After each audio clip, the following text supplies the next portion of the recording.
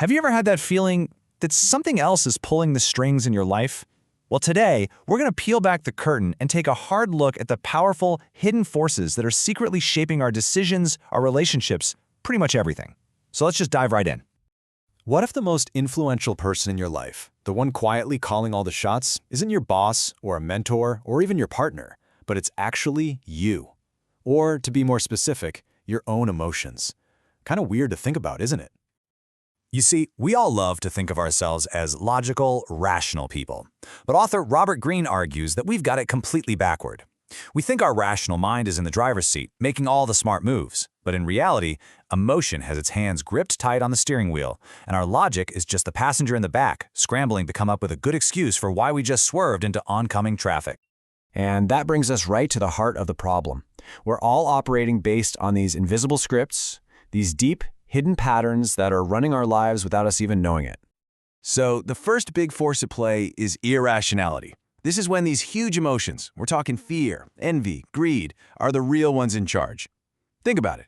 We feel something first, and then our brain invents a logical reason for it later. A perfect example, the whole meme stock frenzy. Was that really about company fundamentals? Come on. It was a powerful cocktail of FOMO, mob mentality, and this raw, emotional desire to stick it to the big guys. The second force is compulsive behavior, and this one is sneaky. It's when we unconsciously keep replaying patterns we picked up way back in childhood. It's the reason you might find yourself in the exact same kind of bad relationship or in the same frustrating job situation again and again. And here's the wild part. Our brains sometimes prefer what's called familiar suffering, a pain it recognizes, over the complete uncertainty of trying something new, even if that new thing could be way, way better. And the third major force is narcissism. Now hold on, this isn't just a label you throw at your ex. It's a universal human trait. We are all born with a natural self-absorption.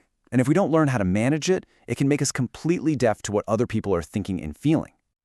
The key thing to get is that narcissism isn't an on or off switch. It's a spectrum, and every single one of us falls somewhere on that line. In fact, we can pretty much break it down into three main types. So on one extreme, you have the deep narcissist. They are completely trapped inside their own heads, and they tend to see other people as just tools. Think of Richard Nixon, whose intense paranoia and insecurity literally brought down his presidency. Then, in the middle, you've got the functional narcissist. These are people who manage to channel their ego into something productive. Steve Jobs is a classic example. He had his famous reality distortion field that pushed his teams to do the impossible. And finally, where we all want to be is the healthy narcissist. This is someone who has a solid dose of self-confidence, but balances it with real empathy for others, like Queen Elizabeth I, who was a master at managing her court because she understood what made everyone tick. Okay, so we've laid out these huge, invisible forces. It might feel a little daunting, but here is the good news, the really good news. We are not just puppets. There's absolutely a way to break the spell and take the controls back. It really comes down to these 4 steps to self-mastery. First, you have to detach and observe. The moment you feel that rush of emotion, just pause. Ask yourself, is this feeling based on reality, or is it just my gut reaction? Abraham Lincoln used to write these furious letters he called hot letters, and then he'd just put them in a drawer and never send them. That was his way of hitting the pause button. Second, identify your triggers. Know exactly what people, words, or situations set you off. Third, work on your empathy muscles. Force yourself to see things from their side. And finally, you gotta re-script your patterns. Make a conscious choice to do something different, even if it's small, to break that old compulsive habit. And this quote from Greene just nails it, doesn't it? The rational person can resist emotional pull. The irrational person is ruled by the drama of the moment. This whole process is about learning how to step outside of that drama. So you put in all this work. What's the payoff? Well, this kind of awareness isn't just some abstract idea. It has huge, real-world benefits in every single part of your life. In leadership, emotional stability is a superpower. A leader who can stay calm when everything is falling apart inspires incredible trust. Just look at Jacinda Ardern during the COVID-19 pandemic. Her calm, empathetic style built a massive amount of trust when people were terrified. Your team will always mirror your emotional state. In your career, it's not getting that most big decisions are emotional, not logical. Look at a company like Apple.